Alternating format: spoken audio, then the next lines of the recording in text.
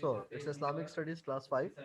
The name of the topic is the Prophet Muhammad, peace be upon him, on Friday and Eid. So we are talking about the excellence of Friday. This topic is connected with the last lesson. We also discussed some of the things of this topic in the last lesson. Now we are continuing our lesson. Okay, everybody should mute their mics, please.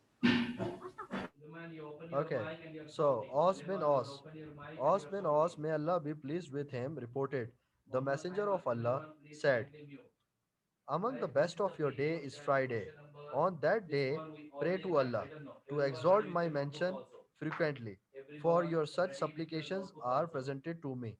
So, on that day, the Prophet Muhammad, peace be upon him, said, the importance of that day is also clear from the sayings of the Prophet Muhammad, peace be upon him, is that among the best of your days is Friday. On that day, pray to Allah to exalt my mention. It means that we have to remember very much Allah on that day. It's mentioned there. It's mentioned there. If I show you where it is mentioned, it's mentioned there that exalt my mention frequently. On that day, remember the Allah frequently for such supplications. The word supplications are, in simple words, we can say the dua.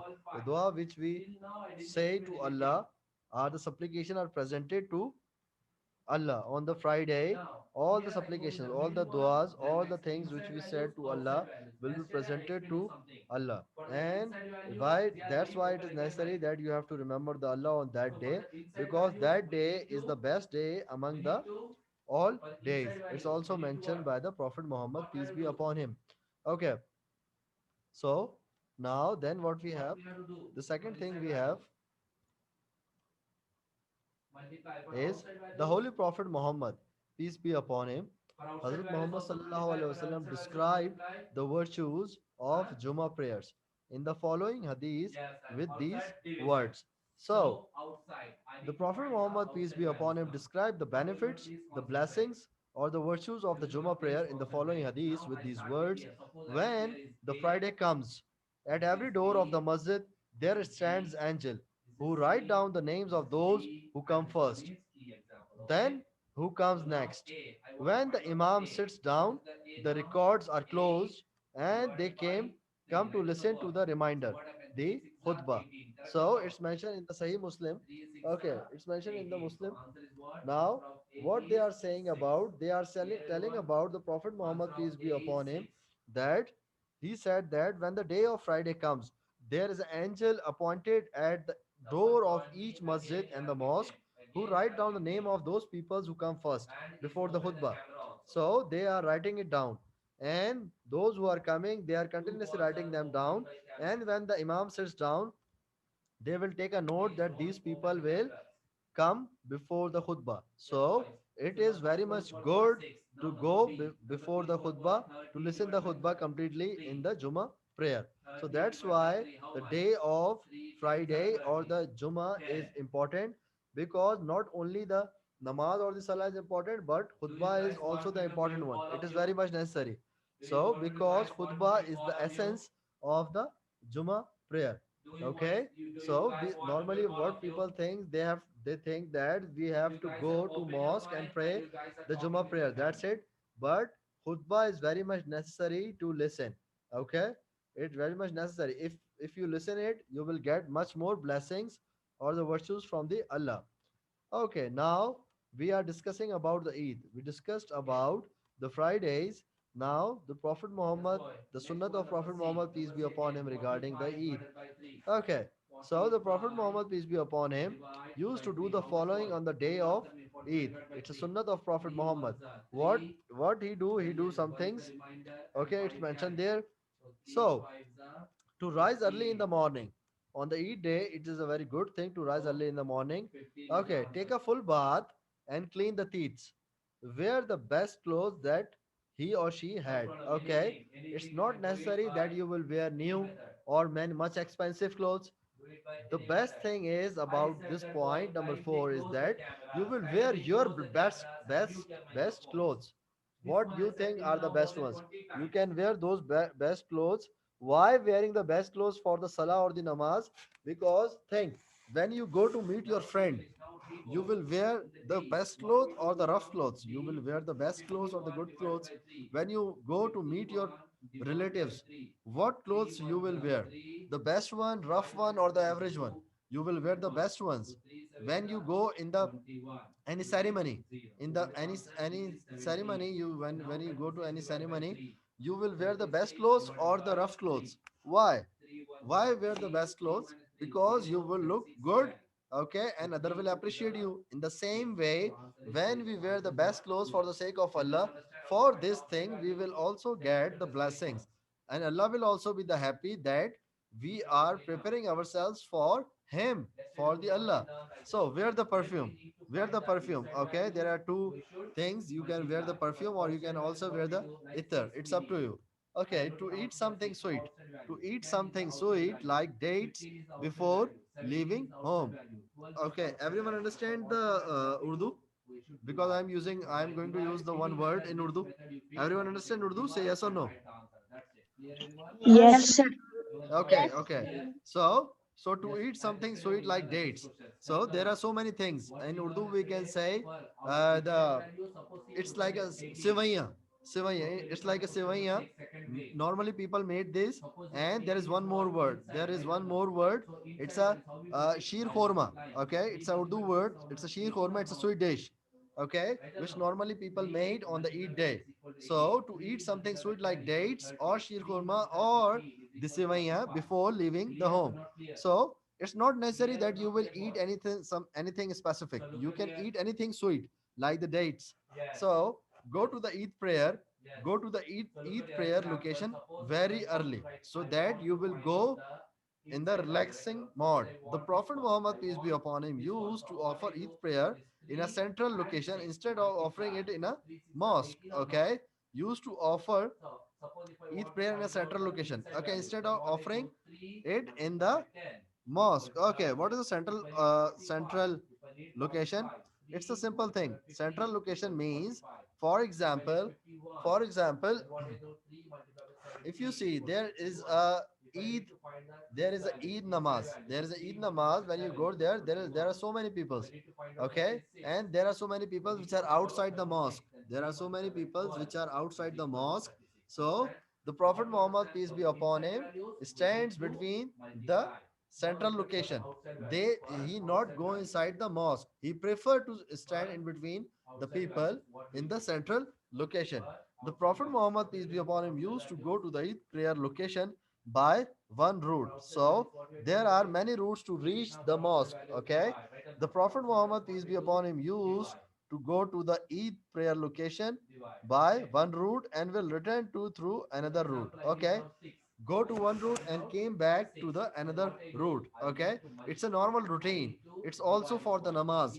When we go for salah or go for namaz, go to the one road or one route or come from the another route, so it will be good. So the Prophet Muhammad, peace be upon him, also do this on the Eid day.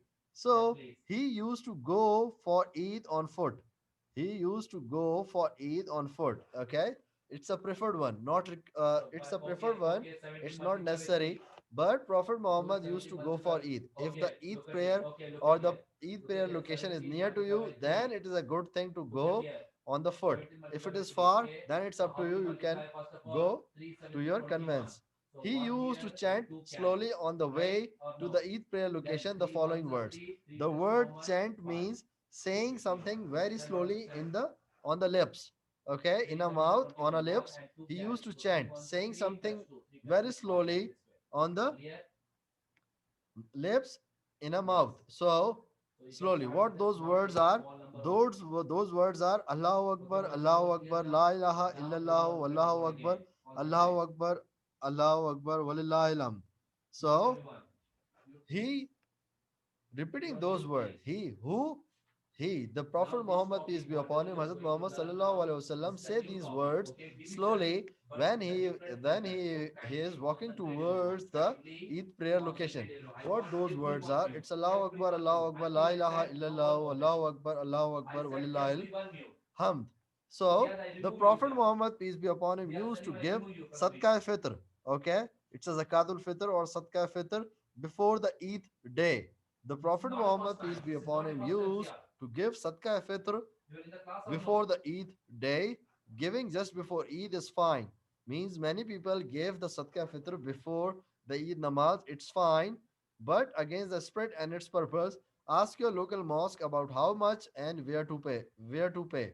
So you have to ask the local mosque that how much each person has to pay, how much fitra is due on each person, and where to pay. Means where is the counter to pay the fitra or the sadqa fitr for the mosque. So Prophet Muhammad, peace be upon him, used to do this. These are the 11 sunnats, but there are uncountable sunnats to there. But these are some the clear ones which we can easily accept or in our daily life, which we can easily accept in our daily life and also accept on the Eid day, because it's very easy. It's very easy to accept and to perform. Okay, by saying the Arabic words for the see the number 10 one. It's very much easy. The number 10 one is very much easy. Why they? It's very much easy because you don't have to do the any effort. You just have to say Allahu Akbar, La ilaha illallah, Allahu Akbar, Allahu Akbar, Walillahi alhamd, and moving towards the Eid prayer location. So in this way, you are performing the sunnah of the Prophet Muhammad, peace be upon him. Okay, and go from one road and coming from the another road. Go from one route on one area and coming from the other route and the other area. In this way, you will also performing the sunnah of the Prophet Muhammad, peace be upon him. See how much easy to perform the sunnats. So to eat something like sweet, like dates before leaving the home, it's very much easy. It will not bother you or it will not take time to perform the sunnats. So these are some sunnats of the Eid day and some Juma day importance. Okay, everybody understand this thing? Say yes or no. Yes, sir.